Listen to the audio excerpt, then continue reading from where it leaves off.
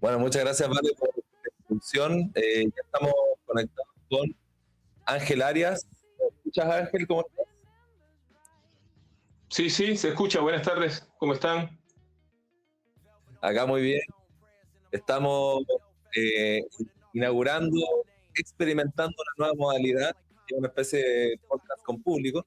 Buenísimo. Queremos hacer una conversación, queremos aprovechar, obviamente, de tener una visión directamente de Venezuela.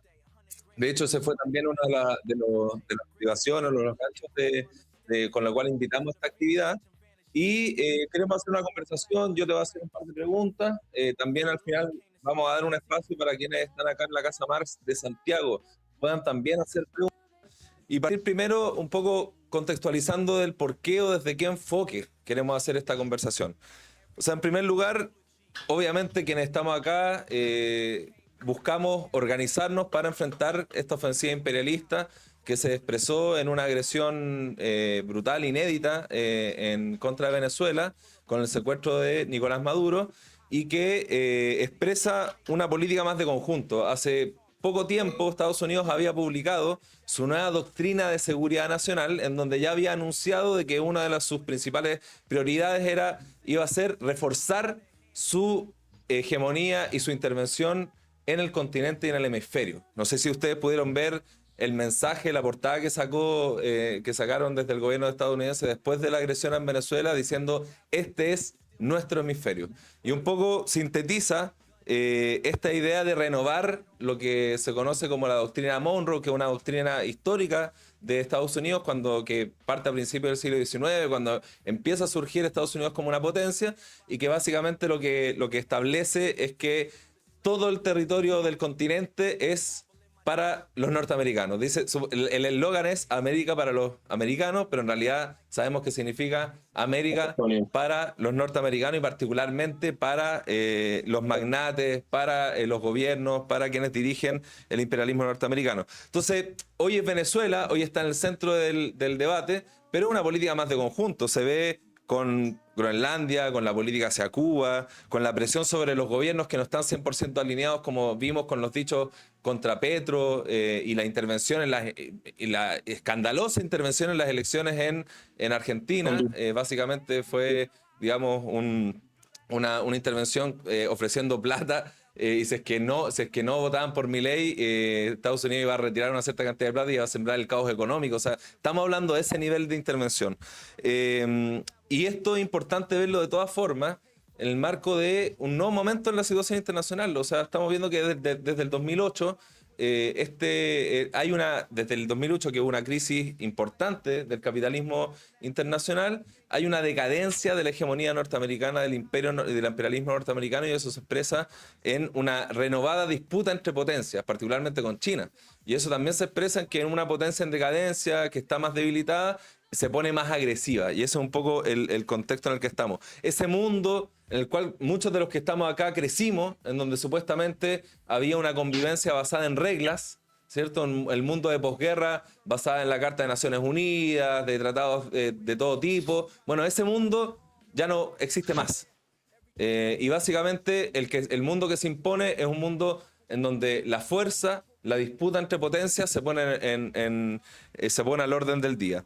Y eso es importante porque durante mucho tiempo nos quisieron hacer ver como que las guerras, las crisis, las revoluciones eran cosas del pasado, y hoy día estamos viendo agresión inédita en Venezuela, estamos viendo genocidio en Palestina, estamos viendo crisis importantísimas, procesos de lucha de clase, y por eso nosotros hemos dicho de que estamos en un periodo donde se actualizan la crisis, las guerras y las revoluciones, aunque las revoluciones todavía no suceden, pero hay un nuevo momento en la lucha de clase que se expresa no solamente en Europa frente al genocidio en Palestina, sino que incluso ahora mismo en Bolivia, y algo de eso vamos a hablar también, existe una enorme respuesta popular de masas contra un plan de ajuste del nuevo gobierno de derecha que implicó un aumento histórico del precio del combustible y una serie de otras medidas que muchas de esas son parecidas a las que CAS ya está planificando. Por ejemplo, liberalizar todas las inversiones extranjeras y hacer una serie de recortes en las inversiones para el medio ambiente.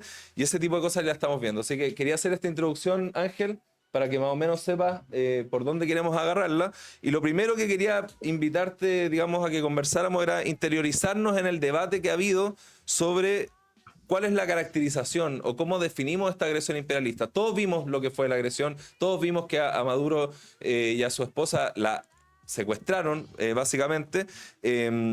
Y hay muchas, bueno, Estados Unidos tiene el relato de que fue una operación quirúrgica espectacular. Todos vimos a Trump diciendo de que había sido, que ningún otro país del mundo podía hacer una operación como esa.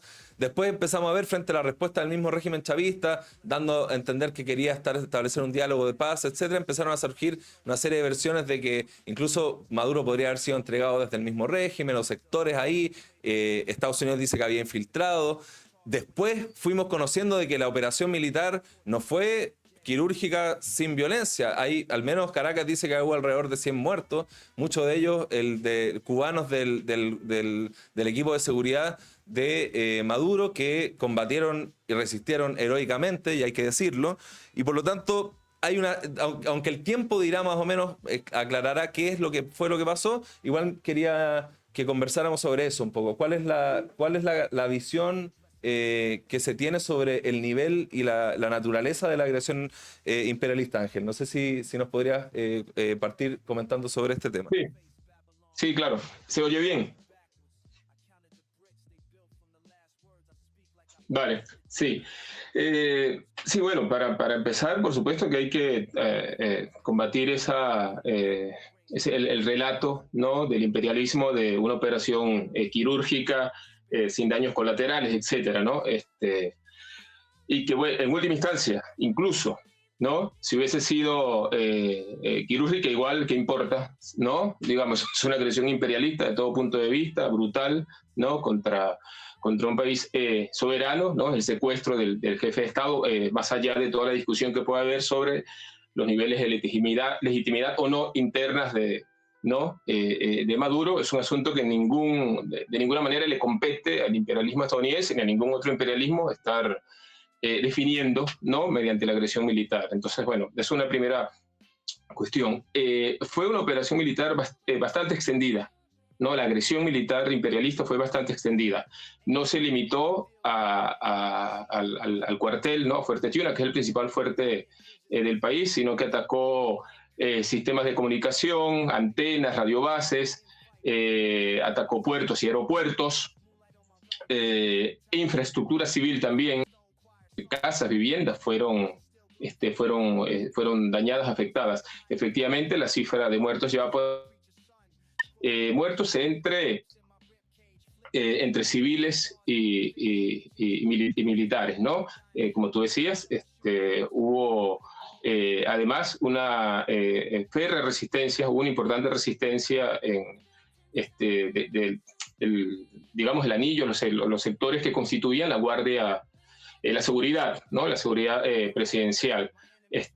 Ya han aparecido algunos nombres, alrededor de 15, ¿no?, la mayoría soldados jóvenes, ¿no?, que tenían a cargo la seguridad del presidente de la República, murieron, así como, ¿no?, algunos miembros de la Fuerza de Seguridad Cubana que estaban aquí a petición del gobierno venezolano para esas labores. Así que eso, es una brutal agresión que fue bastante extendida, ¿no? Insisto, atacó cuarteles, defensas antiaéreas, antenas, radiobases, puertos, aeropuertos, incluso depósitos de medicamentos fueron afectados, casas, ¿no? Y hay muerte de civiles también. Así que, bueno, eso es una agresión criminal, asesina, ¿no? En ese sentido. Sí, bueno, o sea, efectivamente el éxito táctico de esta operación ha llevado a muchos a ver que Trump es infalible, prácticamente, de que no se puede enfrentar al imperialismo norteamericano. Y sin embargo, muchos y la gran mayoría de los analistas que están haciendo efectivamente viendo cuáles son las perspectivas que se abren en Venezuela, la gran mayoría ve de que esto es una situación muy complicada. O sea, estratégicamente hay muchas interrogantes, una situación abierta. tácticamente en lo inmediato es una operación exitosa, pero la verdad es que los objetivos más estratégicos están todavía por verse y hay muchos imponderantes que pueden jugar, incluyendo la propia respuesta popular. Entonces, eso te quería un poco partir también preguntando, como cuáles son detrás de este discurso exitista, detrás de incluso cierta moral derrotista de algunos sectores de la izquierda, qué contradicciones tiene, digamos, esta agresión, y también cómo ha afectado adentro del régimen en Venezuela. Sí, de todas maneras, para hilar con eso, quería comentar algo que tiene que ver con lo anterior, en el sentido de que aun cuando tiene ¿no? este carácter que comentaba, que nada de quirúrgica ni sin daños colaterales, ¿no? Como cínicamente lo pretende vender el imperialismo estadounidense, sin embargo, es un hecho que por otro lado fue exitosa y además ciertamente relativamente, ¿no? o bastante fácil para el tamaño del objetivo que estaba planteado, ¿no? Es decir, nada más y nada menos llevarse a un presidente, ¿no? De la República. Efectivamente, hasta ahora parece ser cierto que de hecho Estados Unidos no tuvo bajas, ¿no?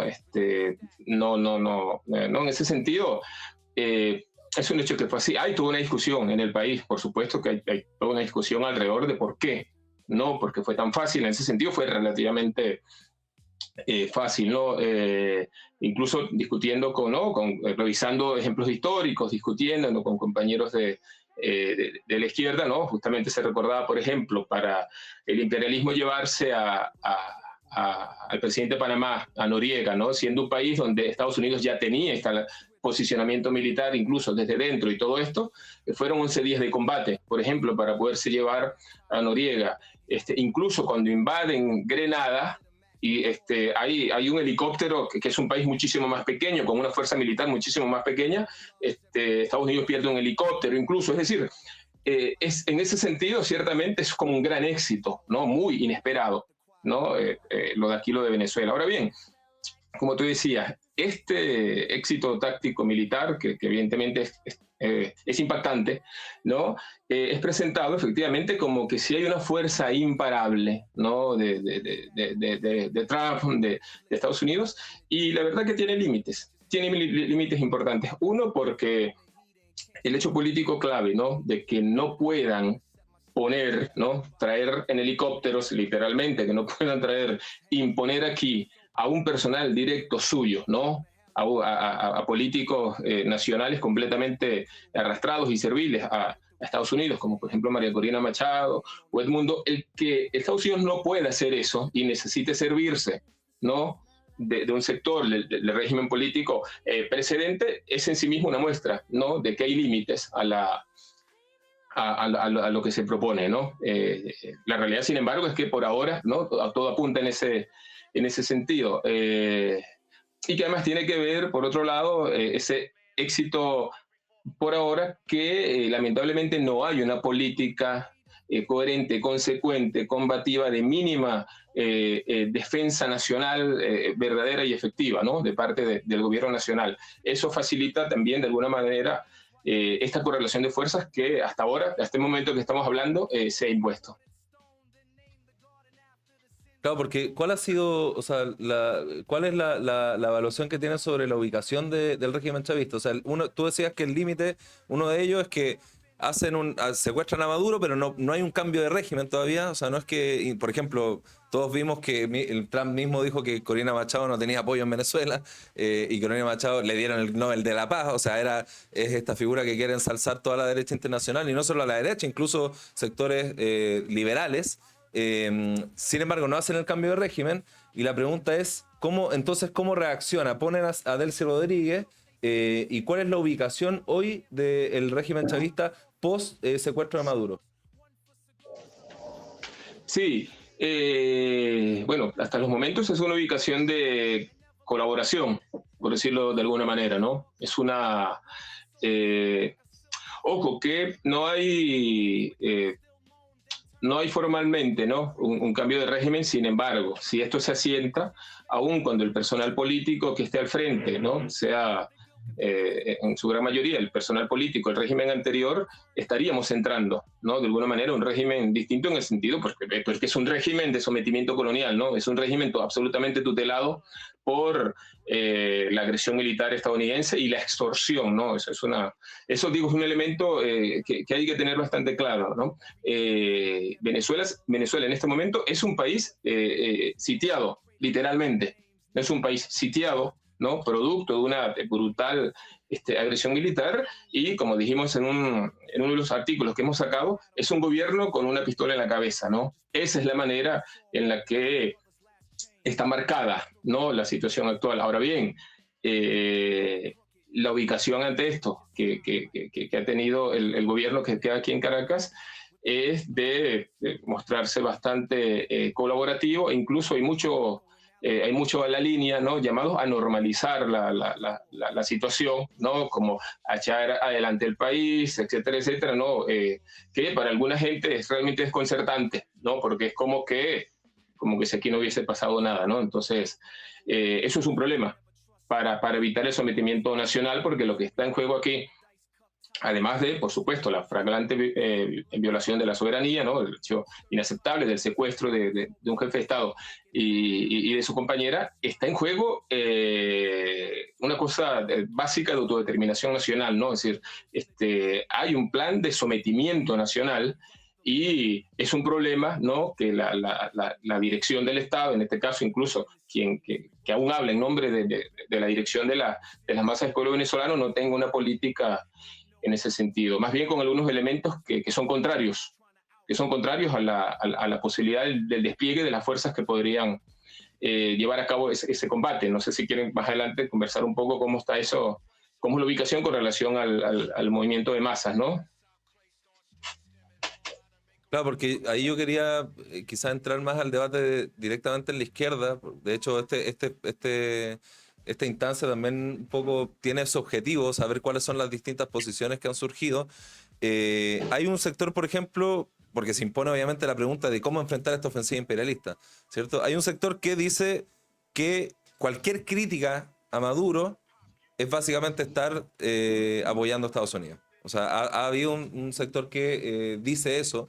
Eh, pero al mismo tiempo los resultados del gobierno de Maduro están a la vista, o sea, son millones de venezolanos que han salido de su país,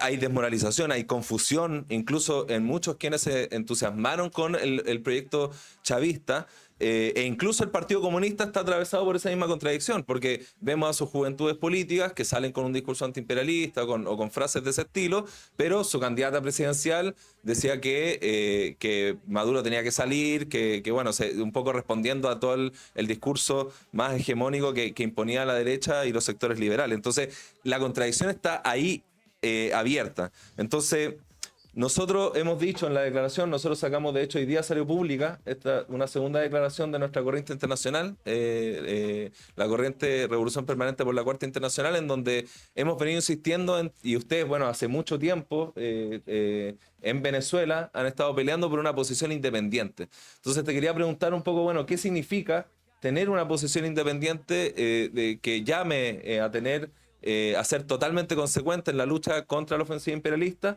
pero al mismo tiempo mantenga la independencia y sea una oposición por izquierda a lo que fue el gobierno de Maduro y también al régimen chavista? ¿En qué consiste esa posición y cuál es la importancia en este momento? Sí, eso es importante, ¿no? Una primera cuestión. Nosotros somos una corriente de oposición por izquierda, ¿no? Al gobierno nacional, e incluso oposición por izquierda, no solo ahora, sino también cuando Chávez vivía y estaba al frente, ¿no? del gobierno. Es una ubicación de principios, estratégica nuestra, ¿no? de independencia política, porque luchamos por una verdadera revolución obrera y socialista, es decir, por un gobierno propio de la clase trabajadora, por la socialización de los medios de producción en manos de un Estado propio de los trabajadores, etcétera. Eso obviamente eso no estaba, no está en los objetivos del chavismo, y además, a luz vista, sus resultados son claramente muy distantes de eso, ¿no? Ahora bien, desde su ubicación, por supuesto, somos absolutamente antiimperialistas, ¿no? y no tiene... no tiene sentido, ¿no? De algunos de estos compañeros que plantean como que si fuera contradictoria la lucha contra el imperialismo y poder tener cuestionamientos, ¿no? Y una posición crítica frente al gobierno nacional, porque en realidad las propias políticas, ¿no? Del gobierno venezolano, de alguna u otra manera, allanaron el camino a la debilidad nacional de la cual se aprovecha el imperialismo. ¿Por qué? Porque una cuestión fundamental para poder enfrentar al imperialismo, ¿no? Y en este caso la agresión concreta que hicieron es que este es un gobierno que se enajenó el apoyo popular. Es decir, nosotros llevamos en nuestro país más de 10 años de una crisis económica brutal, profundísima, ¿no? Y el gobierno nacional ha sido el encargado de descargar drásticos ajustes económicos capitalistas brutales contra la clase trabajadora, contra las condiciones de vida de los sectores populares, etcétera, ¿no? Durante todos los años, aproximadamente 2014 en adelante, ¿no? Con el centro en pagar deuda externa, ¿no? Mientras el país tenía una crisis de ingresos por una caída brusca de los precios del petróleo, el gobierno privilegió pagar deuda externa, es decir, privilegió los intereses del capital transnacional, usurero, en contra de, por ejemplo, recursos para la importación de medicinas, alimentos, elementos para la producción, en contra de los salarios, la salud, la educación, etcétera. Lo que pasa en todo país capitalista dependiente que privilegia pagar deuda externa a costa de las necesidades más básicas del país y del pueblo. Eso lo llevó a cabo este gobierno durante varios años. Luego entran en escena las sanciones imperialistas, ¿no? Que buscan terminar de asfixiar la economía nacional, ¿no? Sanciones absolutamente criminales, repudiables, en todo momento cuestionadas por nosotros, ¿no? De manera que la tragedia de nuestro pueblo tiene que ver con las políticas del gobierno, pero también, y es muy importante, con las propias políticas del imperialismo estadounidense de terminar de asfixiar la economía, pero justamente la política del gobierno nacional fue hacer recaer sobre los hombros de la clase trabajadora las consecuencias de las sanciones imperialistas. Es decir, de cualquier manera, no, era una política que descargaba todos los males de la crisis y luego de la crisis más las sanciones imperialistas contra la clase trabajadora y los sectores populares. Ese tipo de políticas económicas, de ajustes, no se puede sostener, obviamente, sin generar descontento social y sin responder con represión al descontento social. Y eso es lo que hizo el gobierno nacional, ¿no? Yo le digo, por si hay compañeros que a lo mejor no conozcan, datos concretos que es importante tener. A partir de 2018, compañeros, hay un giro en la política de ajuste que fue abiertamente neoliberal, al punto de que por decreto se desconocieron los contratos colectivos, se desconocieron los derechos consagrados en contratos colectivos, en actas convenios, es decir, derechos que durante largas décadas del siglo XX y parte del XXI la clase trabajadora se fue ganando a pulso, se fue ganando con peleas, aquí fueron desconocidas. Es decir, se avanzó en un nivel que, por ejemplo, ni Milei aún ha podido avanzar. Digo para que veamos. El gobierno venezolano avanzó en un nivel que otros gobiernos abiertamente de derecha y proimperialista de América Latina no habían podido avanzar.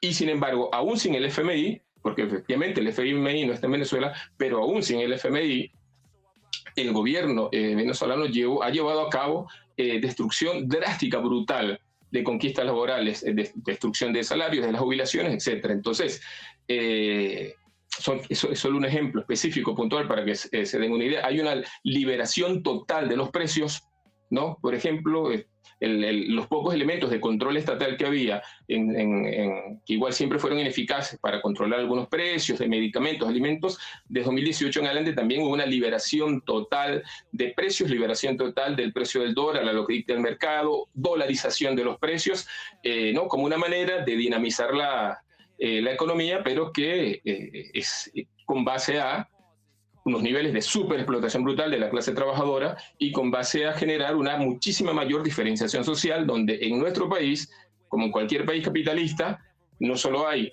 ricos, burgueses, empresarios, explotadores, tanto del país como de fuera, sino que la diferencia entre la acumulación de riqueza y el resto del país que apenas sobrevive es enorme, es muy grande. Entonces, frente a semejante cuadro social, por supuesto, el gobierno que está al frente de eso se vacía de apoyo popular. Entonces, eso es una debilidad incluso para la defensa nacional, porque este gobierno, lejos de apoyarse, ¿no?, de poder apoyarse en las fuerzas de la clase obrera, los sectores populares, etcétera, más bien se ha mantenido contra el movimiento de masas. Entonces tiene una contradicción muy grande, que es una debilidad para poder hacerle frente a esta agresión imperialista brutal. Y por eso, en las primeras de cambio, hasta este momento que estamos hablando, lo que se ha reforzado mucho más bien es el clima represivo y de control social, ¿no? En este momento se refuerza de alguna manera el clima represivo, de control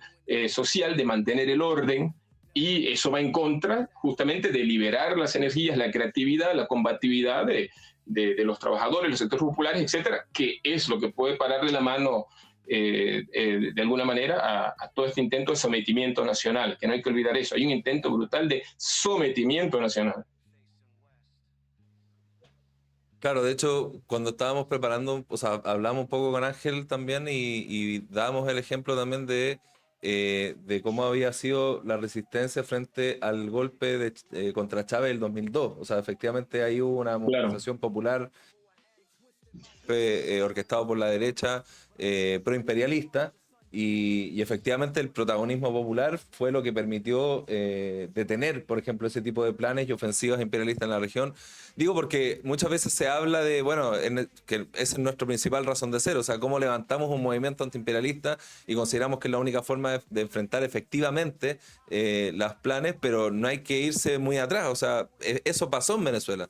O sea, hubo una fuerza obrera popular que permitió, por ejemplo, enfrentar ese tipo de ajustes y obviamente o ataques, y vino claramente después todo el proceso que llamas tú. Entonces, yo te quería también hacer esa pregunta porque, al menos desde nuestro punto de vista, tener una posición consecuentemente antiimperialista implica un debate estratégico al mismo tiempo. O sea, la única forma de ir eficazmente, políticamente contra el imperialismo es teniendo los ojos abiertos y teniendo los balances claros de las experiencias recientes. Entonces, te quería preguntar sobre eso, un poco cuál es porque hay muchos compañeros y compañeras que se distancian de Maduro, ¿cierto? Por todo lo que tú acabas de decir, pero sin embargo mantienen un apoyo a lo que podría ser un chavismo de los orígenes. Es decir, el chavismo de esta idea del poder popular, en un momento donde efectivamente cuando Estados Unidos se vuelca hacia Irak, a la guerra de Irak, Afganistán, y en Latinoamérica hay revueltas y levantamientos populares, muchos gobiernos se ubicaron de una manera, como nosotros llamamos un minuto, post-neoliberal, es decir, tuvieron ciertas políticas por izquierda frente a los dictados de Estados Unidos. Chávez fue la versión más de izquierda de eso, ¿cierto? Y dio una serie de concesiones a las masas, o sea, eso está sobre la vista. Tuvo un cierto juego autónomo respecto a las políticas de Estados Unidos. Entonces te quería hacer un poco esa pregunta, en ese marco, ¿cuál es la naturaleza del proyecto chavista? Y si es que y cuál sería, por ejemplo, nuestra visión de su política antiimperialista, y por qué consideramos, digamos, que para tener un imperialismo consecuente hay que al mismo tiempo tener una política de independencia de clase. O sea, ¿cuál es conceptualmente, cómo lo podrías definir tú? Sí, está bien. Y quería referirme de todas maneras antes a lo primero que comentabas, porque eso justo lo decía, creo que ayer, una charla que teníamos con camaradas de Argentina también, que si había de hecho, algo que se decía con orgullo, nosotros aquí en Venezuela, por ejemplo, con relación a 2002, decíamos, es uno de los pocos países del mundo, y capaz el único, decíamos quizás el único, América Latina, en el que un golpe imperialista triunfante luego es derrotado. En 48 horas el movimiento de masas logra revertir la correlación de fuerzas que fue derrotado. Es decir, es un orgullo, decíamos, nacional, o sea, todos nosotros, digamos, en general, la izquierda, la gente con pensamiento mínimamente de conciencia nacional, etcétera, nos enorgullecíamos de eso. Sin embargo, la realidad que estamos viendo ahora es muy distinta, ¿no? Entonces, ojo, por supuesto que nosotros seguimos apostando a esa perspectiva, es decir, a la posibilidad de que se pueda abrir cauce, ¿no? Aún en una correlación de fuerzas muy distinta, una situación diferente, pero en estas circunstancias seguimos apostando a eso. Es decir, entre otras cosas, estamos exigiendo al gobierno nacional que si se quiere hacer una defensa nacional consecuente, como mínimo tiene que dejar de proscribirse las asambleas, las manifestaciones. Tiene que haber pleno derecho, por ejemplo, a que en los lugares de trabajo, en los lugares de estudio, en las comunidades, el pueblo venezolano tiene que discutir qué está pasando y qué hacer, ¿no? Por ejemplo, como mínimo estamos peleando el derecho a poder hacer sin represión asambleas para discutir cómo defender consecuentemente al país frente a la agresión imperialista, así como hay cientos de trabajadores presos, por ejemplo. Nosotros no puede ser, no podemos pretender defender al país frente al imperialismo con cientos de trabajadores presos, por ejemplo, jóvenes en los sectores populares, etcétera, etcétera, ¿no? Así que, digo, es un aspecto, capaz me estoy adelantando algunas cosas que queríamos discutir, pero quería dejar eso claro por la referencia que tú hacías, porque efectivamente para nosotros es una referencia que para decirlo de una manera un poco rápida, ¿no? Este pueblo ha sabido en momentos recientes derrotar golpes proimperialistas y que tendría que poderse también, ¿no? Entonces, bueno, eso es una cuestión.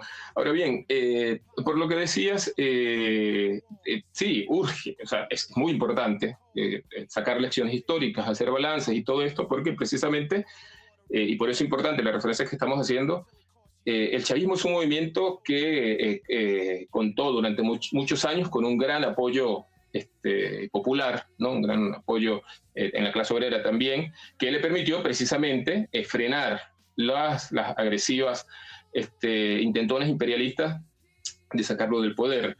Nuestra ubicación, ¿no? Como izquierda marxista revolucionaria, en esos momentos fue que sin dar apoyo, sin ser parte del proyecto chavista, estábamos absolutamente no por la defensa de los gobiernos de Chávez, por la derrota, ¿no? En ese sentido, por la derrota del imperialismo con la participación del movimiento de masas.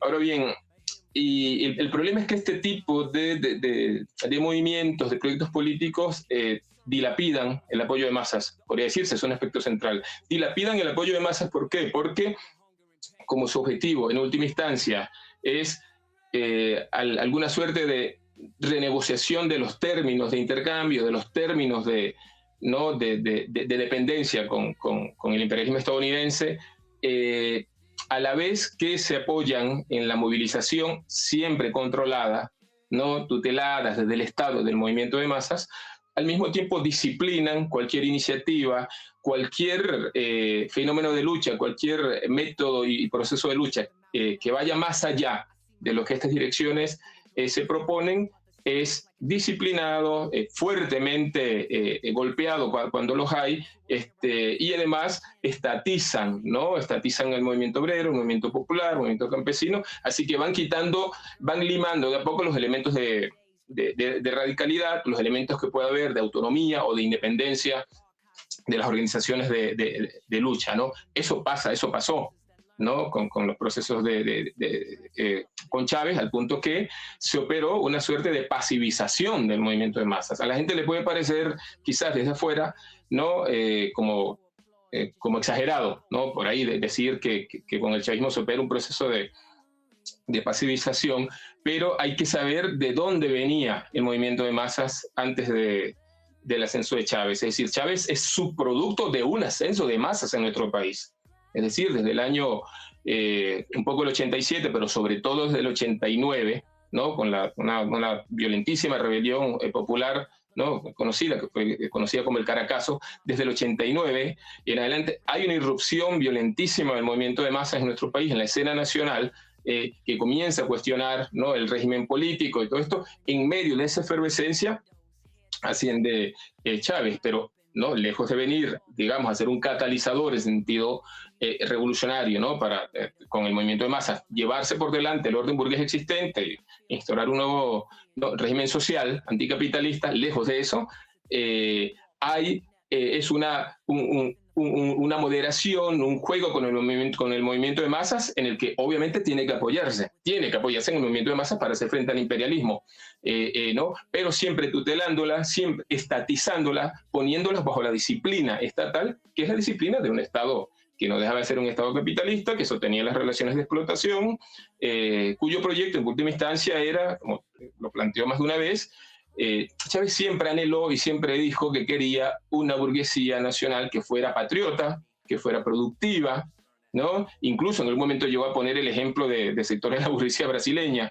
Decía, sí, que tenga ese interés nacional, productivo, etcétera. Entonces, claro, si tu objetivo en última instancia es presionar algunos sectores, ¿no?, de la burguesía, siempre en la calle, siempre cipayas.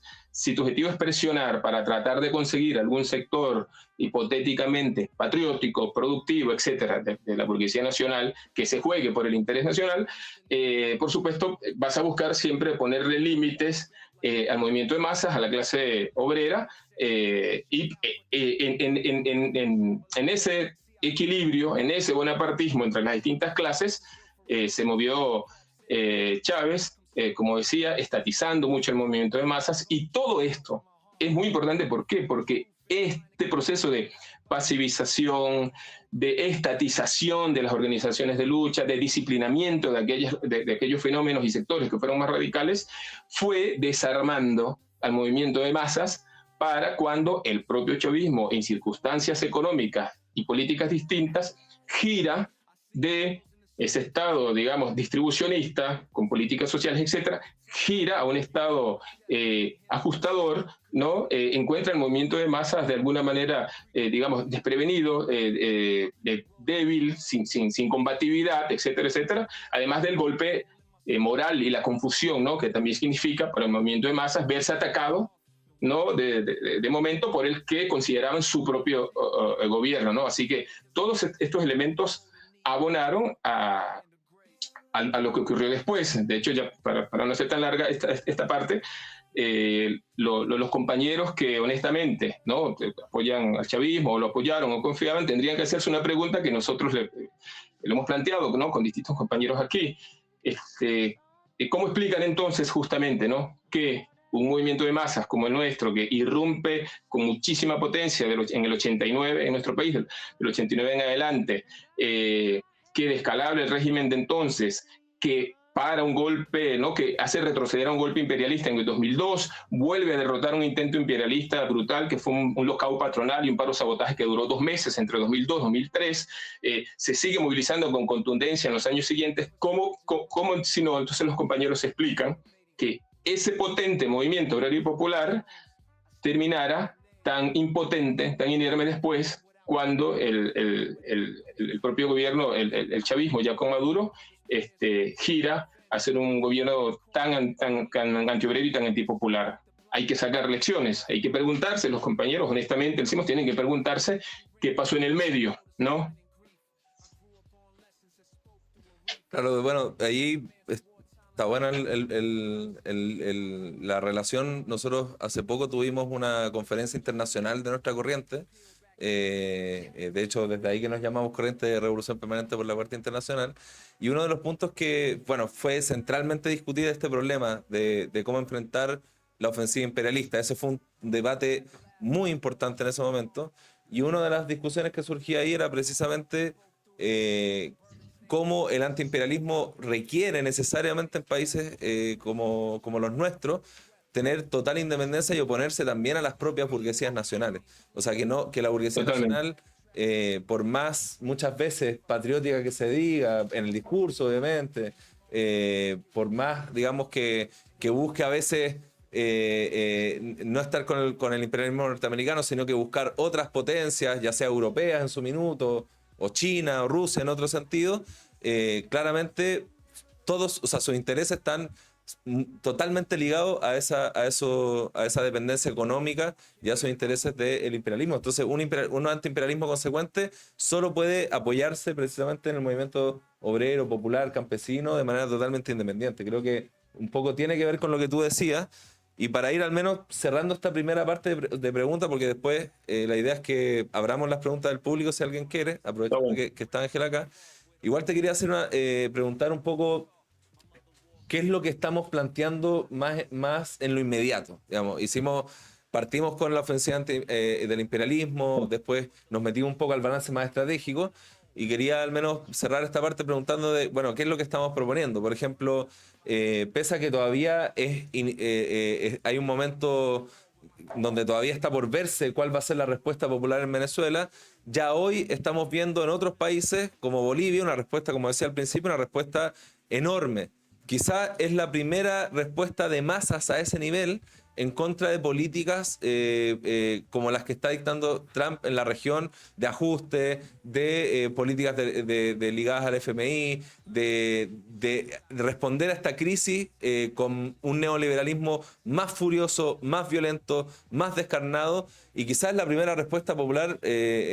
Hubo una movilización, bueno, hay cortes en todo el país, hubo una movilización de alrededor de 500.000 personas que llegaron a la capital. Entonces, claro, no está directa, claro, no es que se está movilizando directamente por lo que pasa en Venezuela, pero sí contra los ajustes en Claro. sus propios países, y por lo tanto es la semilla o la base para pensar una resistencia a nivel continental, porque si Estados Unidos está pensando el continente para sus propios intereses, las y los trabajadores, los sectores oprimidos, tenemos que pensar de la misma manera y renovar un internacionalismo que, digamos, tiene que actualizarse con este carácter antiimperialista y apoyarse en ese tipo de experiencias. Entonces te quería preguntar, tomando en cuenta lo que está pasando hoy día en Bolivia, tomando en cuenta que en Argentina se va a... Milei quiere aprobar una reforma laboral totalmente neoliberal, tomando en cuenta que Kast todavía no asume, pero ya anunció una serie de medidas económicas totalmente neoliberales y de ajuste. Entonces, ¿qué es lo que estamos planteando? ¿Cuál ves tú que es la perspectiva? ¿Y qué políticas también, qué llamado tú podrías hacer a a la izquierda revolucionaria, a las organizaciones sociales y sindicales en los distintos países? Sí, bueno, primero hay que decir, no, tiene que quedar claro que nuestra la posición, ¿no?, que sostenemos como izquierda marxista, trotskista, ¿no?, que reivindicamos la independencia de la clase obrera frente a gobiernos que en última instancia no dejan de ser gobiernos que gestionan el capitalismo, ¿no? Esta posición de nuestra parte no está reñida en lo más mínimo, al contrario, es coherente con hacer de nuestra parte todos los frentes únicos posibles contra el imperialismo, o sea, con todo aquel que esté dispuesto a pelear consecuentemente para echar atrás toda esta agresión imperialista contra nuestros pueblos. Para nosotros estamos prestos totalmente a luchar, como siempre lo hemos hecho. Yo daba el ejemplo justamente de el golpe de 2002, ¿no? Sin ser nosotros parte del proyecto chavista, igual estuvimos en las calles, en las fábricas, incluso rodeando los cuarteles cuando se dio esa situación de presión popular hacia los militares. Es decir, nosotros, con todo aquel que esté dispuesto, nosotros somos parte de las luchas antiimperialistas y llamamos a la más amplia unidad contra el imperialismo estadounidense, ¿no? Contra la agresión a Venezuela y de cualquiera de nuestros pueblos. En ese sentido también está eso que tú comentabas, aquí justamente una situación muy adversa también por una debilidad, por los momentos hay una debilidad muy grande del movimiento obrero y popular en nuestro país, pero decíamos que la correlación de fuerzas no es un asunto solo que se mida dentro de un país. En todo lo que está ocurriendo en el mundo y específicamente en nuestro continente, no es una correlación de fuerzas limitadamente nacional, ¿no? Hay una correlación de fuerzas que se juegan más en el terreno internacional, en este caso, como tú bien decías, como mínimo es continental, y desde ese punto de vista hay que pensarlo, desde esa perspectiva hay que pensar las fuerzas, ¿no? De hecho, ya nos venimos movilizando, ¿no? Bueno, nuestra corriente se viene movilizando junto con otras corrientes, ¿no?, a nivel internacional en los distintos países en solidaridad con Venezuela y contra la agresión imperialista. Está planteada algunos sectores plantearon la posibilidad de un paro continental, ¿no?, que distintas centrales de trabajadores en los distintos países plantear esa exigencia, que lo tomen. Para nosotros, por supuesto que es clave, es fundamental. Hay que plantear a los que están al frente de las organizaciones de trabajadores, a las distintas burocracias, que es una cosa elemental para pararle la mano a esta agresión tan brutal contra la clase obrera de nuestros pueblos, ese llamado, ¿no?, a una gran huelga continental contra la agresión imperialista estadounidense. En ese sentido, digo, lo que pueda pasar en otros lugares distintos de la región, ¿no? Fuera de Venezuela, repercute sin lugar a dudas, ¿no? Aquí es parte de lo que, ¿no? De lo que construiría esa correlación de fuerzas, que ciertamente, volviendo a algo que decíamos antes, eso, hay quienes, Trump se vende, ¿no? Y su gobierno, porque pretenden venderse como una fuerza imparable, ¿no?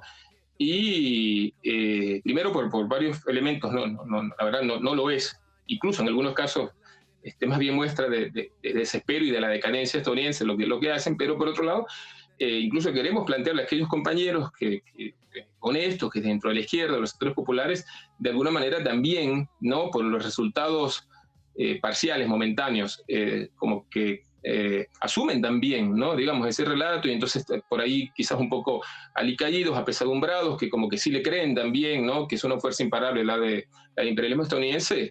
Nosotros decimos que no lo es, nuestra corriente dice que no, además la correlación de fuerzas no es algo dado de una vez y para siempre, como si fuera algo objetivo que no tuviera nada que ver con cómo reaccionan, cómo se mueven las direcciones, los militantes, ¿no? Sin caer en subjetivismos, lo que no se puede caer es en una suerte de, ¿no? De derrotismo, objetivismo fácil, como que no hay nada que hacer. No, la correlación de fuerzas hasta ahora, hasta este momento que estamos hablando, es una correlación muy adversa que ha impuesto el imperialismo, pero eso es una fotografía.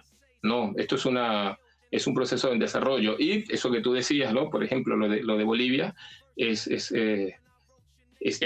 muy importante, y que de hecho capaz nadie hubiese pensado que no, después de el estado calamitoso del MAS, como terminó estallado, ¿no? Ya vemos, de manera decadente, deplorable, en múltiples fracciones enfrentadas burdamente entre ellas, etcétera, etcétera, después de esta debacle del MAS, ¿no? Que condensó buena parte de las expectativas y del apoyo, ¿no? Obrero, popular, campesino, ¿no? De las principales revueltas antineoliberales a principios del siglo, que después de ese estallido y de este ascenso triunfante de la derecha, capaz pocos podrían imaginarse que a la vuelta de la esquina iban a tener una resistencia, ¿no? Popular tan importante, obrera y popular tan importante como la que está teniendo hoy Bolivia. Así que es un ejemplo concreto, no es discurso, no es un asunto doctrinario. Allí hay un proceso de lucha de clases profundo en curso que muestra que no hay ninguna razón para caer en derrotismos, y que la correlación de fuerzas es algo que se puede construir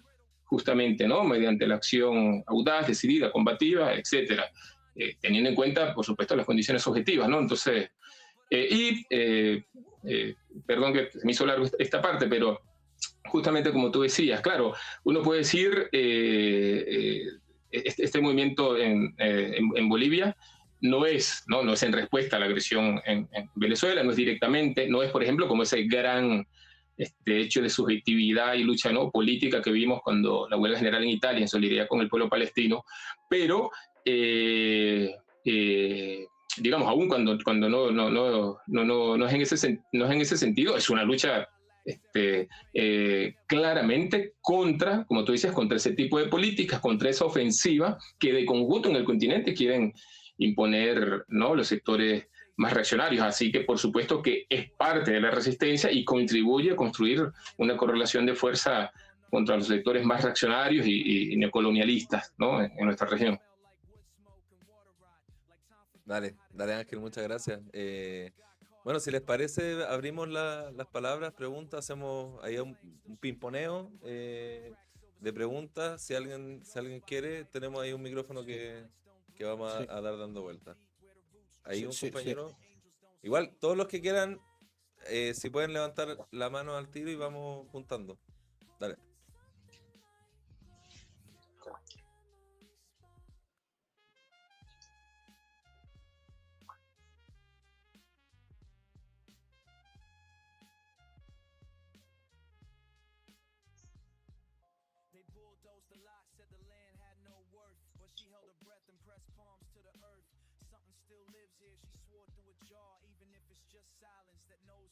No, me da pánico escénico. No. Ángel, ¿escuchas? Aló. Recién ahorita estoy escuchando, Ya. Habla más fuerte. Aló. Te escucha perfecto. Ya. Mi pregunta es, y también como más que también aparte de preguntas, como una especie de comentario, es que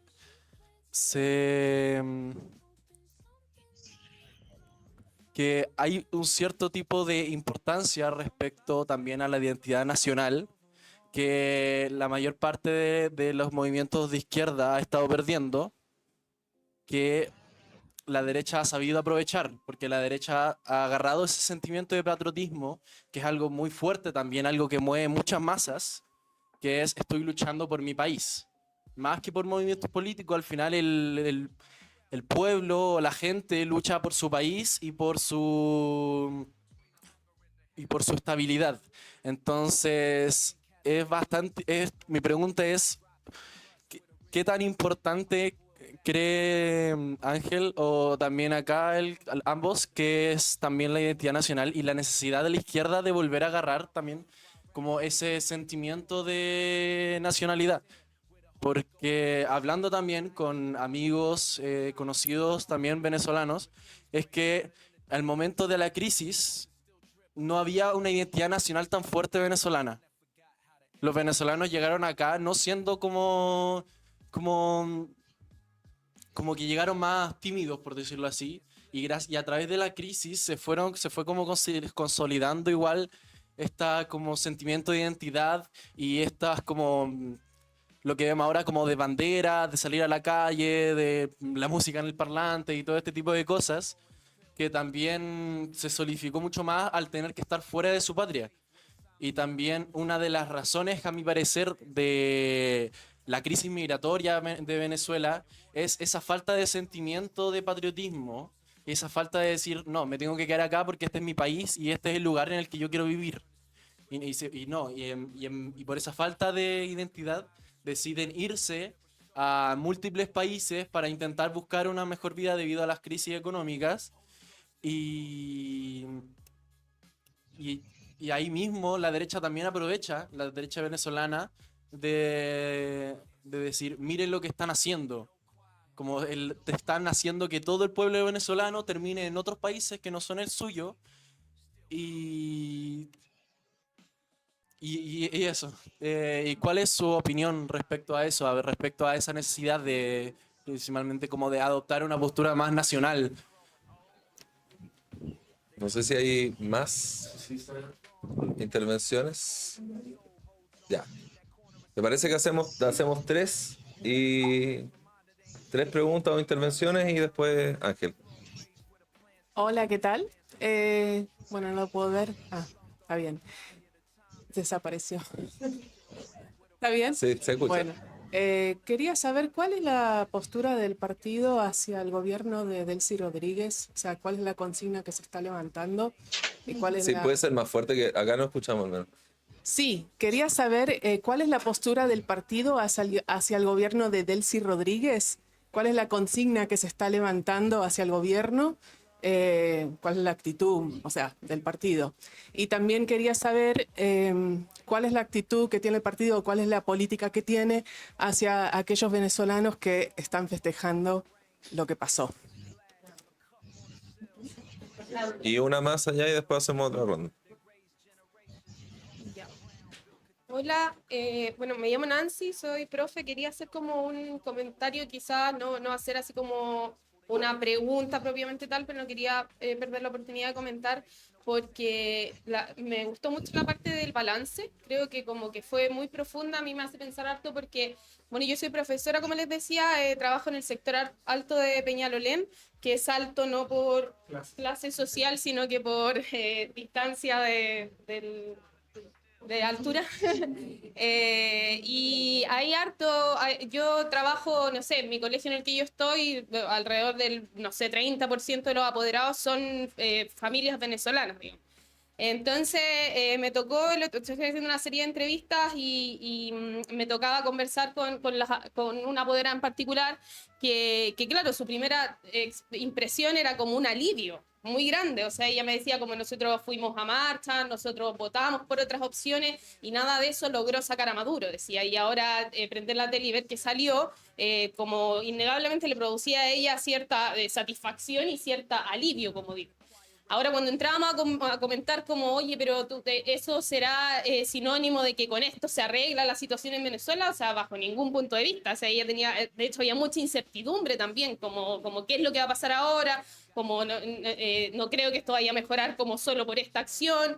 Incluso cuando ya nos metíamos en el tema específico del bombardeo, era como que a ella le preocupaba mucho porque decía, me hace recordar a las guerras mundiales, me decía así como que uno quizás puede estar más acostumbrado a que bombardeen Medio Oriente, que son países que siempre están en guerra, decía ella, la cito tal cual, pero no está acostumbrado a que ocurra algo así como aquí a la vuelta de la esquina en el mismo continente.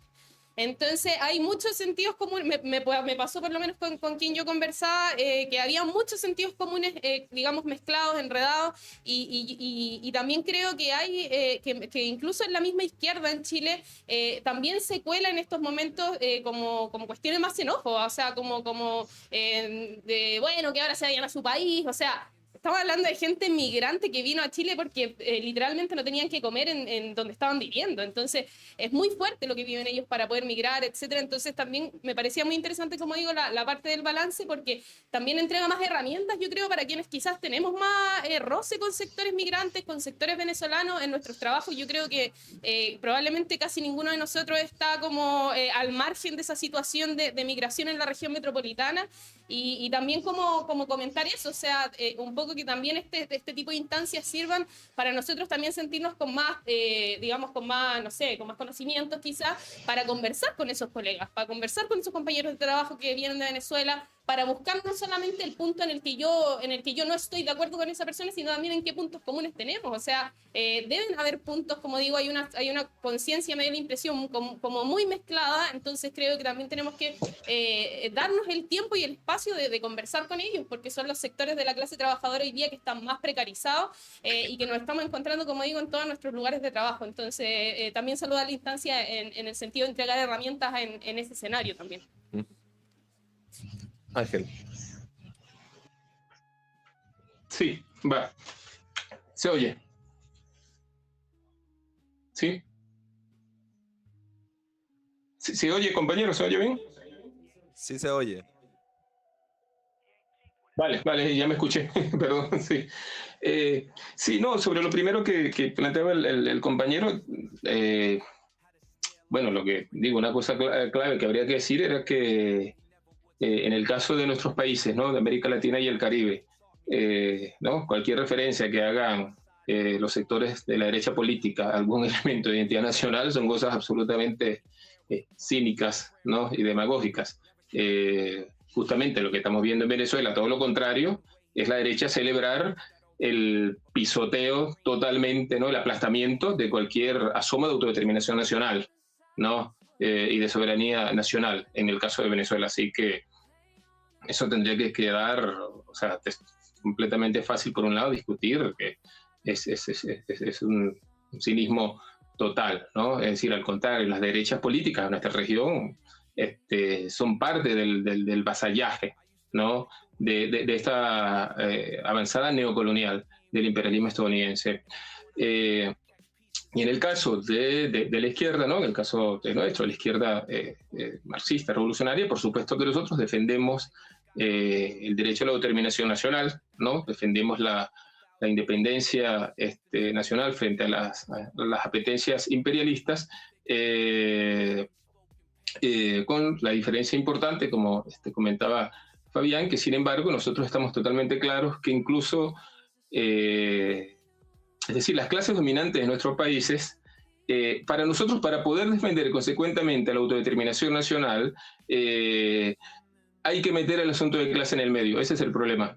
Una identidad nacional que no tome en cuenta que vivimos en una sociedad de clases, no vivimos en una sociedad de iguales, patriotas, ¿no?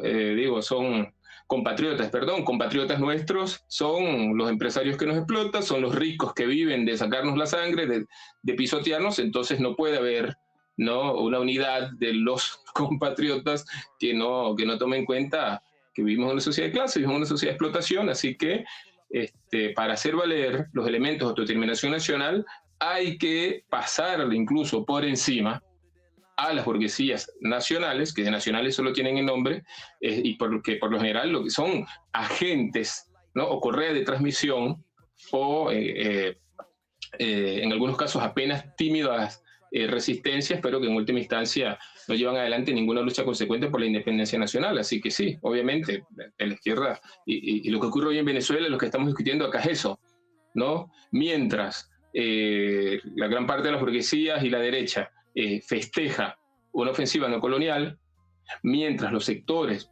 en teoría progresistas, en teoría nacionalistas, se muestran impotentes, ¿no? O en el caso concreto de aquí, se están aprestando a colaborar con un plan de sometimiento nacional, los sectores de la izquierda como nosotros estamos llamando una pelea consecuente por la defensa de la autodeterminación nacional, ¿no? Así que bueno, no sé si eso elemento responde un poco a lo que planteaba el compañero. Digo, porque ya luego cuando comentaba un poco si la más débil o más fuerte identidad nacional alrededor de los inmigrantes venezolanos, claro, obviamente se hace una identidad nacional alrededor de la nacionalidad, pero yo diría que tiene más que ver con... Hay una identificación alrededor de una tragedia social sufrida, ¿no? Pudiéramos decir. En realidad eso es el anclaje es que han sido expulsados de su país, digamos, por una crisis, una tragedia social muy profunda. De hecho, ahí tendría una diferencia, ¿no? Con lo que dice el compañero. Yo no responsabilizaría ni cuestionaría. Nosotros nos cuestionamos en lo más mínimo a ninguno de los venezolanos y venezolanas que emigraron. No le tenemos ningún tipo en lo más mínimo. Todos nosotros tenemos familia, todos los venezolanos tenemos familias desgarradas, divididas, porque efectivamente nosotros vimos una tragedia económica y social muy fuerte, ¿no? Y perfectamente legítimo para huir de que tengan que morir por enfermedades curables, por la miseria, del hambre, perfectamente buscar alguna otra vía, ¿no? Así que nosotros no tenemos nada que cuestionarles, nos parece que no tiene que ver con debilidad o fortaleza de la identidad nacional, ¿no? A los venezolanos afuera los nuclea más eso, ¿no? Más el venir de un país que los expulsó, digamos, ¿no? Por toda esta situación. Está asociada, ¿no? a un gobierno cada vez más represivo. Ahora, digo, para pasar a lo que planteaba la otra compañera, nuestra posición frente al gobierno actual de nuestro país es nosotros estamos por la defensa, ¿no? del país, de su soberanía, ¿no? contra toda la agresión imperialista. En Venezuela tenemos un gobierno sitiado, no sé si lo dije al principio, pero es un país sitiado, es un gobierno con una extorsión y un chantaje brutal, ¿no? por parte del imperialismo, pero nosotros le exigimos, ¿no? exigimos a este gobierno que hay que defender consecuentemente los intereses nacionales y los intereses obreros y populares, y para eso, como decía antes, exigimos que cesen los mecanismos de persecución y de represión hacia el movimiento obrero y popular, porque la manera de defenderse de esta agresión imperialista no es pisoteando a la clase trabajadora y los sectores populares, sino al contrario, permitiendo que se despliegue la iniciativa, la creatividad del movimiento de masas para luchar, ¿no? Esa es nuestra posición y son las exigencias que, junto con otras corrientes de izquierda, venimos planteando en esta situación. Sobre los venezolanos que estaban celebrando afuera, ¿no? que también algo comentó la última compañera que habló, bueno, y nosotros hemos venido planteando algunas cosas, ¿no? con algunos contenidos en las redes sociales, por supuesto que parece que es totalmente equivocado, ¿no? Nosotros, creo que como se dice, ¿no? Alguien dice, bueno, se pudiera entender la alegría, pero nosotros la verdad, bueno, no, incluso lo de entender la alegría no es tan así tampoco, porque es que el problema importa mucho, no si hay un cambio de gobierno de quien efectivamente venía siendo verdugo de las condiciones económicas, de los derechos laborales, ¿no? Pero es que importa quién lo haya sacado, de qué manera lo haya sacado, así que por lo menos en nuestro caso decimos, no tenemos la más mínima alegría por lo que ocurrió en el país. De hecho, es una demanda elemental que se está levantando, es contra el secuestro de ¿no?, de Nicolás Maduro y Sheila Flores por su liberación, porque no le damos el más mínimo derecho al imperialismo a secuestrar y a juzgarlos, ¿no? Entonces, lo que le planteamos a los venezolanos inmigrantes es que incluso no tiene sentido tampoco alegrarse porque ¿no?, un presidente con aires de emperador que trata brutalmente a los inmigrantes, a los venezolanos, a los latinoamericanos, que nos menosprecia y que deja claro que su objetivo es el saqueo de las riquezas del país para su propio beneficio.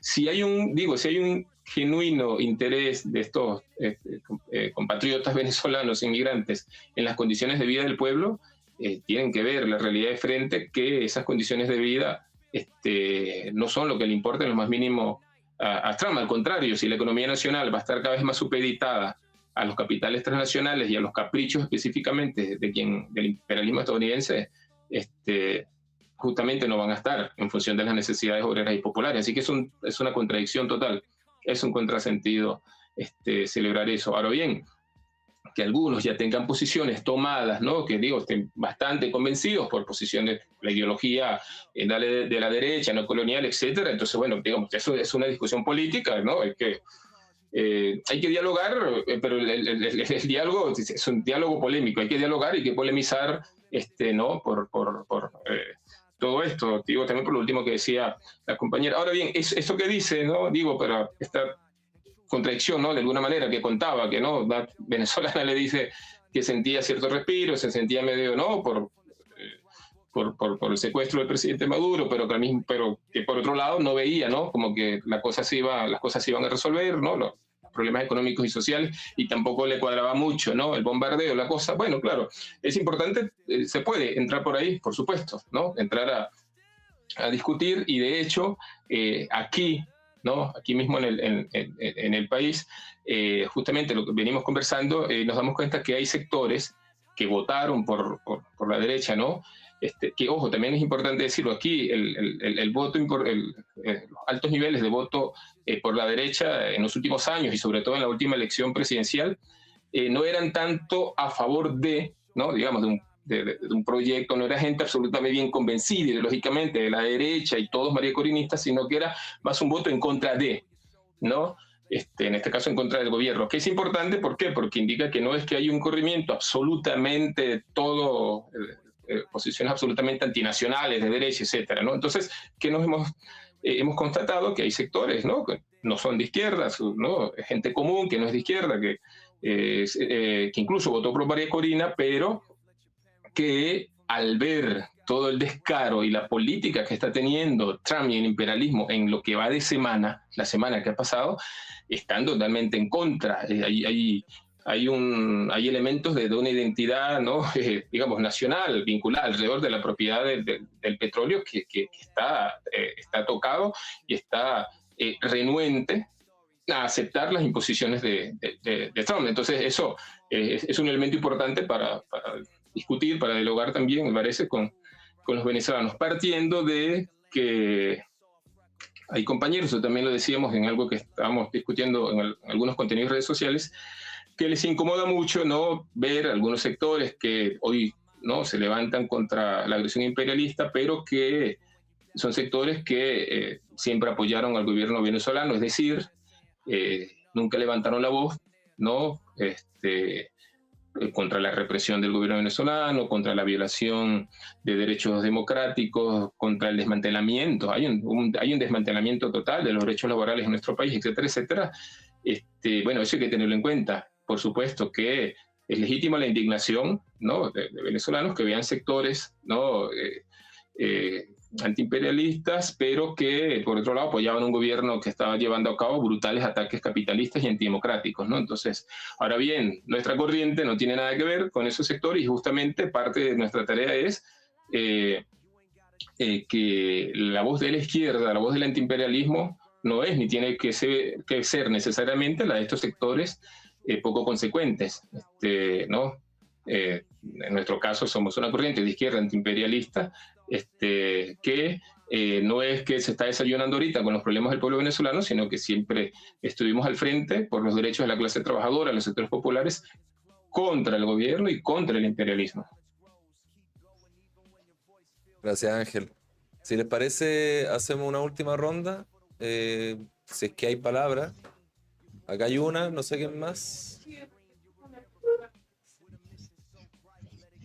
Sí, sí, pero puede ser que como por el tema del tiempo juntemos todas. Entonces estaría Yuri. ¿Quién más levantó? Disculpa. Vale, la compañera y atrás. Ya.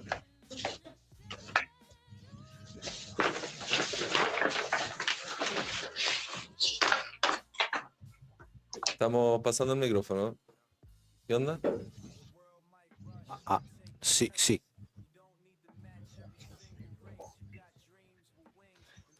Bueno, mi pregunta, bueno, son dos preguntas, la voy a hacer súper corta. Si podrías referirte, por favor, a qué sectores favorables al chavismo ven como ejemplo del socialismo o este socialismo del siglo XXI a las misiones y las comunas populares que acá en Chile las reivindican harto algunos sectores. Y además también, si pudieras explayarte un poco más sobre la boliburguesía, que también se habla harto de que con esta estrategia de conciliación de clases del propio Chávez surgieron tipos como Juan Carlos Escobar, que es uno de los hombres más multimillonarios de Venezuela, y cómo eso igual de alguna forma contradice este discurso reaccionario de la derecha de que Venezuela es socialista o comunista, o incluso por el otro lado de sectores reformistas que reivindican ese tipo de, entre comillas, socialismo. Ah, vale, sí. Hola Ángel, aquí Valeria de Casa Marx. Una pregunta más como general, porque uno se pregunta también qué pasa esta semana como en la calle, en los debates, porque decían acá las compañeras que acá impactó bastante en un momento como a un sector de migrantes venezolanos celebrando en una plaza en el centro, que es como mayoritaria, versus como la protesta en la embajada, que no fue muy masiva, pero que también responde un poco a ese clima que hoy día se vive en Chile, además con lo que vemos del avance de la extrema derecha, la salida de Kast, que también salió poco a saludar esta agresión imperialista. Entonces, como que uno veía en las redes sociales, porque siempre está esta duda de es real lo que muestran las redes sociales por la manipulación de la IA y todo, y ya que estamos hablando contigo en primera fuente, como salieron protestas a la calle, hay militares en la calle, no, la gente, ¿qué pasa un poco en el, como en el día a día, como en la, no sé, como en la calle, en el cotidiano, si nos puede un poco transmitir desde primera fuente también todo eso que se está viviendo allá? Gracias, sí. Bueno, perdón. No, dale, dale, dale. Sí, yo tengo entendido que la política hacia el gobierno, la consigna es basta de represión a los que luchan, a los trabajadores, porque hay una persecución ahora. A mí me interesa saber también si hay alguna especie de exigencia de defensa del gobierno, de su propia defensa, ya sea militar o política o de organización de algún tipo, si hay algún tipo de exigencia en ese sentido, y si hay una política dentro de la clase trabajadora que los prepare en el caso de un evento más crítico o más severo, algún tipo de preparación de autodefensa. No sé si estoy diciendo algo que no tiene que ver con la realidad, pero si hay, por ejemplo, no sé, políticas de boicot o sabotaje en la industria petrolera, o si, qué es lo que se está debatiendo en la clase trabajadora para su propia defensa y para pasar a la ofensiva, si se puede, no sé, quizás eso ya es demasiado, en esta situación, prepararse para algo peor, no sé.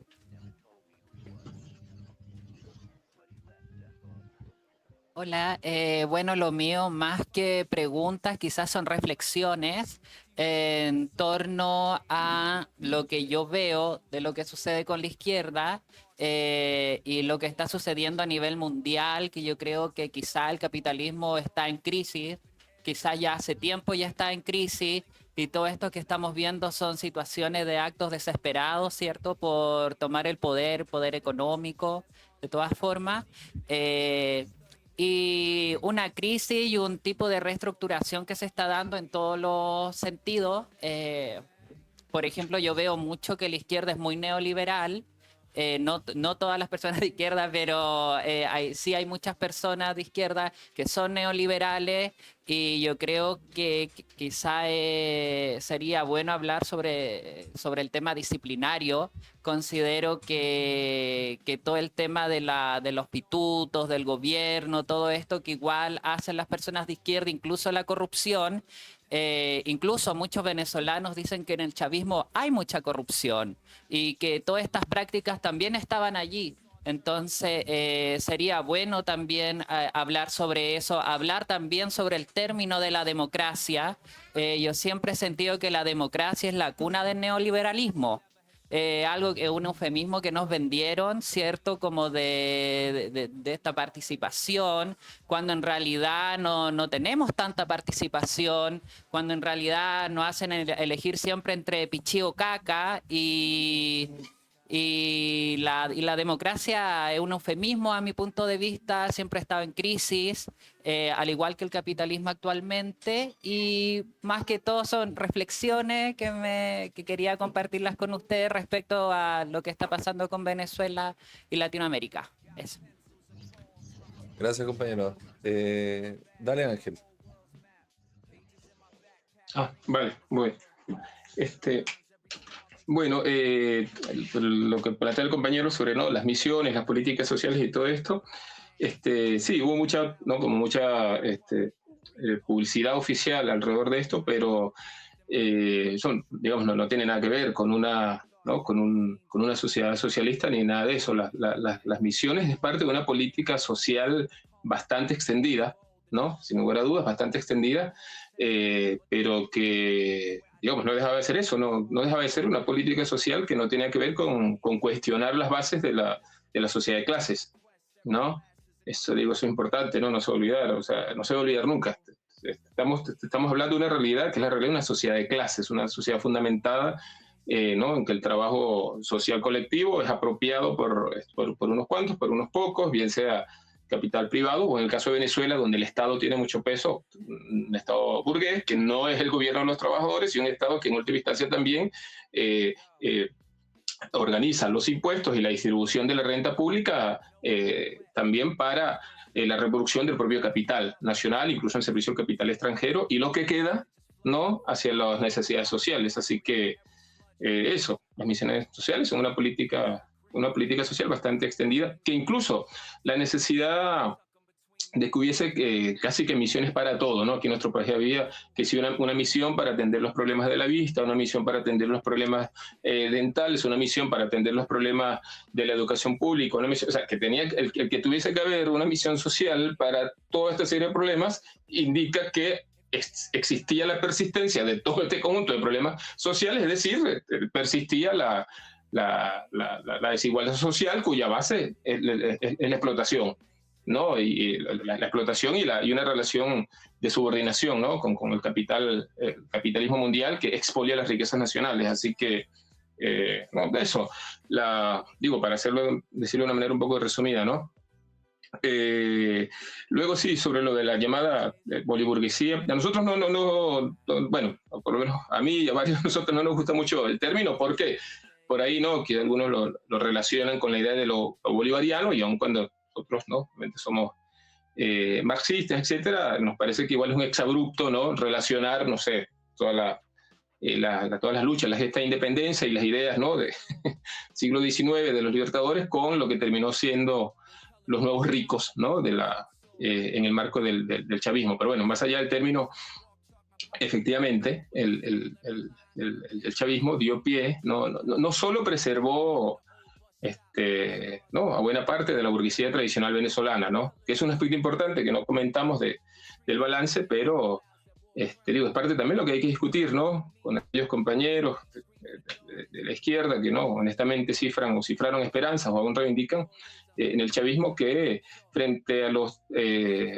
ataques violentísimos, ¿no?, que tuvo el imperialismo cuando estaba Chávez en el poder, apoyados en gran medida por la mayoría de la burguesía nacional, también, ¿cómo explican entonces que se preservó la burguesía nacional? La burguesía nacional fue derrotada en 2 ocasiones en unos zarpazos violentísimos que los tipos intentaron, pusieron todo su peso económico, por ejemplo, 2 meses de paro, sabotaje patronal. O sea, la burguesía venezolana puso su peso político y económico para derrotar, para sacar de la fuerza al chavismo, y sin embargo, a pesar de que del gran apoyo obrero y popular que la derrotó, la puso contra las cuerdas, en lo fundamental la burguesía venezolana siguió contando con sus propiedades, con su poder económico. Hubo algunas que otras no expropiaciones, que en realidad fueron compras forzosas, porque siempre el Estado tendía a pagar, pero bueno, eso, el chavismo preservó en lo fundamental a los sectores importantes de la burguesía tradicional, pero además parió nuevos sectores burgueses, como lo hicieron todos los regímenes políticos que en nuestro país se han turnado alrededor de la renta petrolera, porque ¿no? La economía venezolana tiene una particularidad, justamente, que es que el Estado ¿no? Controla la principal fuente de ingresos del país, ¿no? No es como otros casos donde la principal fuente de ingresos está en manos del capital privado. En Venezuela no está en manos del capital privado, está en manos del Estado, la renta petrolera es pública. Entonces, los distintos regímenes políticos, con los diferentes mecanismos de distribución de esa renta pública, se hicieron también de sus sectores burgueses preferidos, ¿no? O se fortalecían o incluso surgían al calor de sus relaciones con el Estado, ¿no? Eso ocurrió con el chavismo, y entonces obviamente queda claro que va a tener que ver eso con comunismo ni con socialismo, sino para hablar de socialismo como mínimo. Es decir, si en Venezuela, digo, para discutir con la derecha o con otra gente, si en Venezuela hubiese habido un sistema económico-social que tendiera al socialismo, era imposible que esto pasara. Era imposible que esto pasara porque en una sociedad socialista está perimido el apropiarse, ¿no? Es decir, es posible, digo, apropiarse de las empresas, apropiarse de los bancos, es decir, la explotación de la fuerza de trabajo colectiva es todo lo contrario a una sociedad socialista. En una sociedad donde están los medios en propiedad, ¿no? de un Estado obrero, la acumulación privada de grandes empresarios no es posible. Pueden darse otros fenómenos de otro tipo, ¿no? No para discutir acá de burocracias que mediante los mecanismos de distribución se aprovechan, etcétera, pero no esto. Aquí hay un crecimiento de la acumulación privada, justamente porque es un país capitalista, con relaciones de producción capitalista, donde la propiedad privada es el centro de la economía, y por los más diversos mecanismos, como siempre, crecen sectores que acumulan capital. Es decir, nada que ver con socialismo, ¿no? Eso allí. Luego, sí, ¿no? Como decía que no golpeó un poco la imagen de venezolanos celebrando. Bueno, creo que ya hemos comentado un poco alrededor de esto, ¿no? Tiene que ver con haber padecido, ¿no? una tragedia económica y social de verdad muy profunda, muy profunda, la tragedia económica y social de nuestro país, muy extendida en el tiempo además, y que como es una tragedia que tiene al frente, ¿no? un gobierno que habló de revolución, que habló de socialismo, entonces, y al no haber otras referencias por izquierda, entonces, por supuesto, el procesamiento, ¿no? que se hace es un procesamiento por derecha, ¿no? Digo, tienes al frente al gobierno que llevó a cabo un retroceso inédito de las condiciones de vida, de trabajo, de las masas, y ese gobierno dice que eso es socialismo y que es revolución, y lo hace en nombre, ¿no? de un supuesto socialismo. Por supuesto que tiene sentido, ¿no? que grandes sectores de masas entonces saquen la cuenta de que el socialismo está mal y que la revolución está mal, ¿no? Digo, o sea, no es tan loco tampoco, ¿no? Es decir, es una discusión, obviamente, que hay que hacer, explicar, etcétera, etcétera.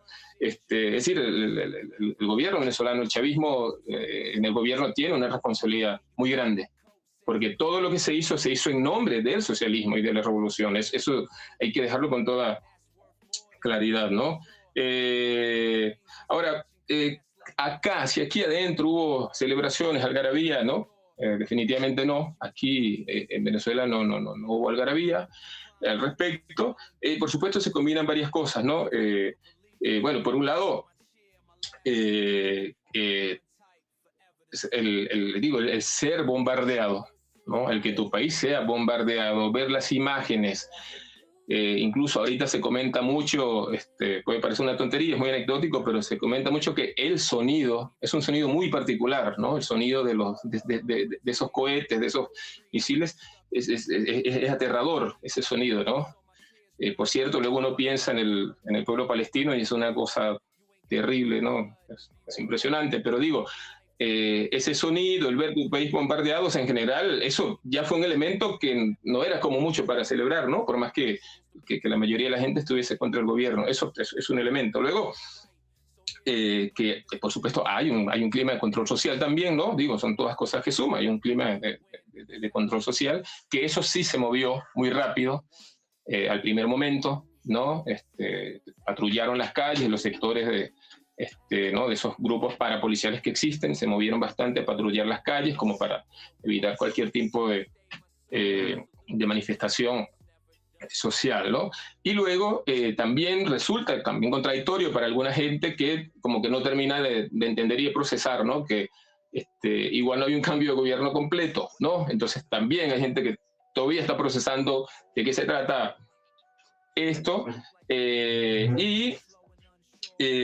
Bueno, lo que decía es que la manera tan abiertamente colonial de Trump, de sus funcionarios, de decir que se apoderan y que mandan sobre Venezuela y que son los dueños de los recursos, por supuesto que también golpea a mucha gente, así que son todas cosas que suman para que aquí en Venezuela no ningún tipo de celebración, ni algarabía, ni nada.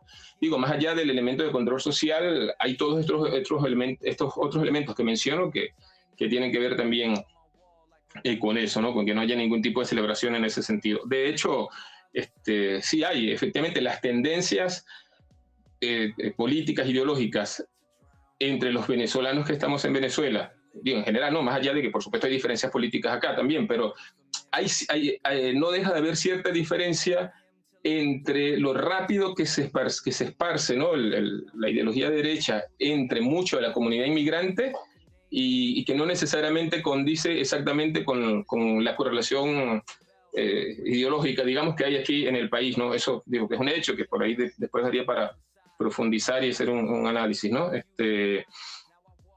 Luego, sobre si hay algún tipo de exigencia desde el punto de vista específicamente de la defensa, no, bueno, en concreto, hasta ahora no se está planteando alguna exigencia de algún tipo de política militar concreta, ¿no? Por supuesto, habría que pensarse, pero para nosotros, como está asociado siempre, ¿no? Desde nuestro punto de vista, está asociado a que la defensa nacional se haga con los métodos de la clase trabajadora, ¿no? Con los métodos de lucha de nuestra clase. Y como decía, tenemos una clase trabajadora muy diezmada que incluso prácticamente no puede hacer libremente ni una asamblea. Para nosotros más bien pasa mucho por aquellas cosas que nos permitan poner en pie los mecanismos y las posibilidades de la participación, la deliberación, ¿no? Que la clase obrera pueda comenzar a deliberar, a discutir qué hacer libremente. Libremente me refiero a que puedas hacer una asamblea sin que te la reviente o un organismo represivo o un organismo parapolicial, ¿no? Pasa más por allí, ¿no? Por la posibilidad de ganar el derecho, ¿no? A pulso, ¿no? A deliberar, a participar y, por supuesto, parte de las discusiones y de las deliberaciones que hay que hacer efectivamente cuál es la mejor manera de la defensa en términos estrictamente cuando se trate de lo militar, ¿no? Aunque, digo, también es bueno decir que esta es una confrontación obviamente con mucha desigualdad en términos estrictamente militares, por supuesto que la manera de ganarla no es solamente en ese terreno, que hay que tener obviamente política en ese terreno, ¿no? Pero es una cosa que tiene más que ver a fondo con la lucha de clases, ¿no? La lucha social. Hay toda una serie también de medidas y de políticas que se podían tomar para ser consecuentemente antiimperialistas y que para defenderlas, obviamente, es necesaria la fuerza, sin lugar a dudas, ¿no? Pero luego está esto que comentaba. Hay un problema que también tenemos en el medio, que hay un aparato grande de organizaciones civiles que no son oficialmente cuerpos represivos, pero que tienden a estar armados, tienen la venia de los organismos del Estado para actuar muchas veces contra la población. Entonces incluso allí hay una política específica que hay que tener en ese sentido. Ya sobre el punto sobre la corrupción, ¿no? Del gobierno venezolano que se comentaba, es un hecho, sí, efectivamente, con el chavismo hubo unos niveles de corrupción enormes, escandalosos, ¿no? No quiere decir que no los había en el régimen político anterior, también tuvo enormes escándalos de corrupción. Bueno, en general los regímenes burgueses, ¿no?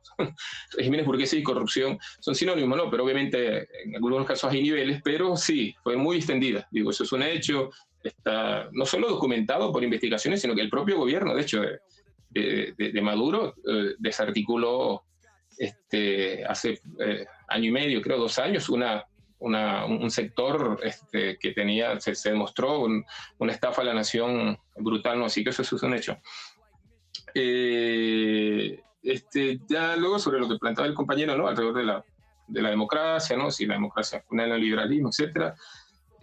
No, yo en todo caso diría, por supuesto, nosotros no reivindicamos la democracia capitalista en el sentido de como que si fuera, ¿no?, el sistema político en el cual se ejerza verdaderamente la soberanía popular, etcétera, etcétera. Por supuesto que no, la democracia capitalista es una envoltura, ¿no?, como diría Lenin, de la sociedad de clases, de la explotación de clases, ¿no?, una ilusión de que gobernamos, cuando en realidad, ¿no?, gobierna la clase dominante, que son las que tienen los resortes de nuestras vidas últimamente, pero en última instancia, apostamos a un gobierno propio. O sea, nuestra perspectiva es un Estado obrero basado en la democracia directa, ¿no?, en que el poder político y militar esté en manos de los que producen la riqueza, ¿no? Así que esa es nuestra perspectiva. Ahora bien, eso no quiere decir que seamos indiferentes frente a las libertades democráticas que dentro de la sociedad de clases, dentro de la sociedad de explotación,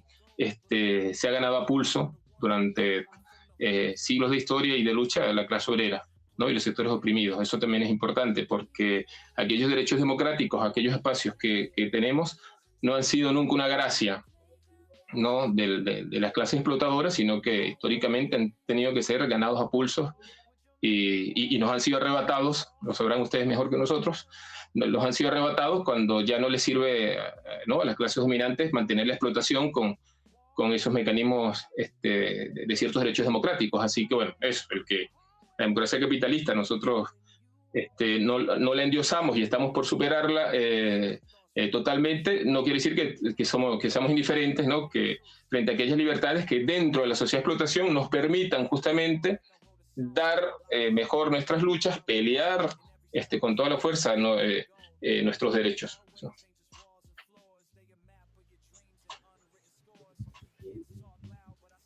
Bueno, Ángel, ¿se escucha? Sí. Te queríamos dar las gracias. Realmente creo que se abordaron muchos temas. Va a quedar grabado además por si hay compañeros que por el calor y todo, porque obviamente se agradece que estén acá en un día tan caluroso.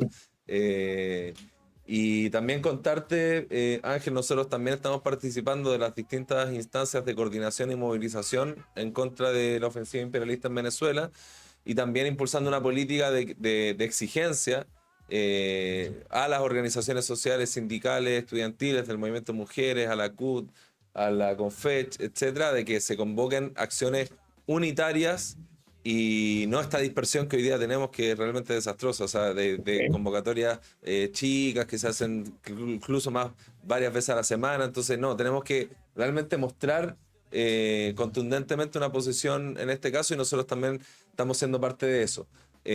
Así que agradecerte muchísimo por tu tiempo. Obviamente acá vamos a seguir organizados. La invitación a todos quienes vinieron es seguir organizados en esa perspectiva, y también vamos a estar aprovechando el verano acá en la Casa Marx para seguir haciendo actividades como esta. El próximo viernes vamos a tener un foro sobre cómo enfrentar a la derecha o cuáles son las perspectivas del próximo gobierno de Kast, con Dauno Totro y Gale Aguilera, una compañera de Antofagasta. Así que también los dejamos muy invitados, y hay una publicación que sacamos recién con el calendario completo de distintas actividades, que hay varias, y los dejamos a todos muy, muy invitados acá en Casa Marx Santiago. Así que, Ángel, muchas gracias y te mandamos un fuerte aplauso. Por la invitación y por dar el espacio para este diálogo. Chao, compañero, que estés muy bien. Vale.